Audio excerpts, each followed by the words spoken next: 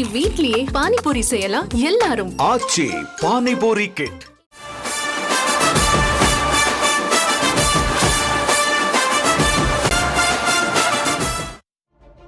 தமிழக வெற்றிக் கழக தலைவர் விஜய் புதுச்சேரியை குறிவைத்து தேர்தல் வேலைகளை முடுக்கிவிட்டிருப்பதாக தகவல் வெளியாகியிருக்கிறது. அது குறித்த விரிவான தகவல்களை இன்றைய பெருஞ்செய்தியில் பார்க்கலாம்.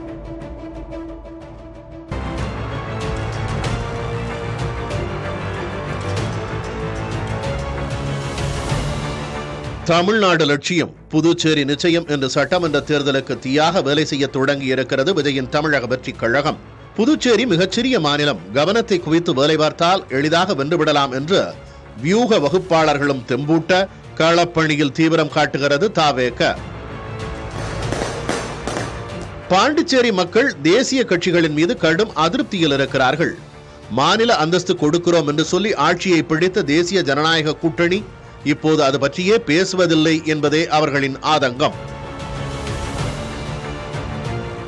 ஒரு டஜன் முறை கையெழுத்து இயக்கம் நடத்தியும் மாநில அந்தஸ்து தொடர்பாக டெல்லி வாய் திறக்காததால் முதல்வர் ரங்கசாமியும் விரக்தியில் இருக்கிறார். சமீபத்தில் நடந்த நிதி ஆயோக் கூட்டத்தில் இந்தியா கூட்டணியின் தென்னக தளபதியாக இருக்கும் தமிழக முதல்வர் ஸ்டாலின் கூட பங்கேற்றார். ஆனால் பாஜக தயவில் ஆட்சி நடத்தும் ரங்கசாமி அந்த கூட்டத்தை துணிச்சலாக புறக்கணித்தார். ஆனாலும் ஆளுநர்கள் மூலமும் நியமன எம்எல்ஏக்கள் மூலமும் தொடர்ந்து தனக்கு பாஜக கொடுக்கும் நெருக்கடியை அவர் விரும்பவில்லை என்று கூறப்படுகிறது. இந்த அதிருப்தியை பயன்படுத்தி அவருடன் கூட்டணி அமைக்கும் முயற்சியில் தாவேக இறங்கி இருப்பதாக கூறுகின்றன அரசியல் வட்டாரங்கள். ஏற்கனவே புதுச்சேரியை பூர்வீகமாக கொண்ட தாவேக பொதுச் செயலாளர் ஆனந்துக்கும் முதல்வர் ரங்கசாமிக்கும் நல்ல நட்பு இருக்கிறது. விஜயும் ரங்கசாமியும் கூட ஏற்கனவே அறிமுகமானவர்கள்தான். சமீபத்தில் தேசிய கூடைப்பந்து போட்டிக்காக புதுச்சேரி சென்ற ஆதவ் அர்ஜுனா முதல்வர் ரங்கசாமியை சந்தித்தார். இதெல்லாம் என்ஆர் காங்கிரஸ் தாவேக கூட்டணிக்கான முன்னேற்பாடுகள் தான் என்கிறார்கள். கட்சியின் முதல் மாநில மாநாட்டை புதுச்சேரிக்கு பக்கத்தில் இருக்கும் விக்கிரவாண்டியில் நடத்திய விஜய் கட்சியின் 2ஆம் ஆண்டு தொடக்க விழாவுக்கு ரங்கசாமிக்கு அழைப்பு விடுத்து கூட்டணிக்கு அஸ்திவாரம் போடுவார் என்பது தொண்டர்களின் எதிர்பார்ப்பாக இருக்கிறது.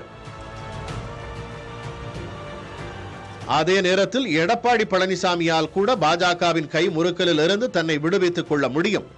ரங்கசாமியால் அது முடியவே முடியாது என்கிறார்கள் புதுவை பாஜகவினர்.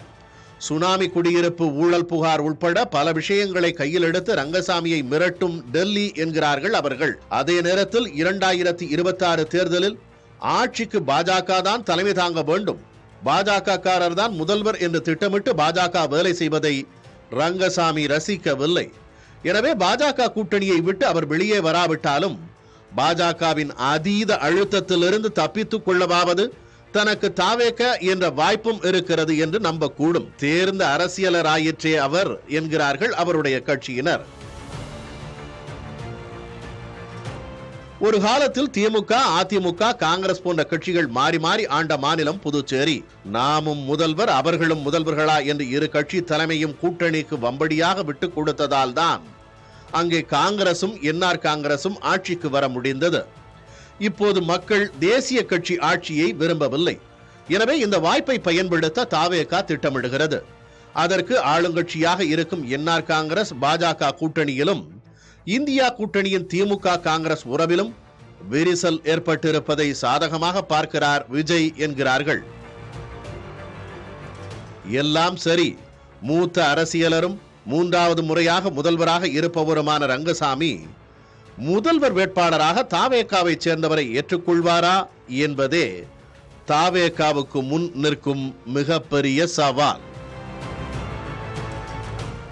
இனி வீட்லயே பானிபூரி செய்யலாம் எல்லாரும். ஆச்சி பானிபூரி கிட்.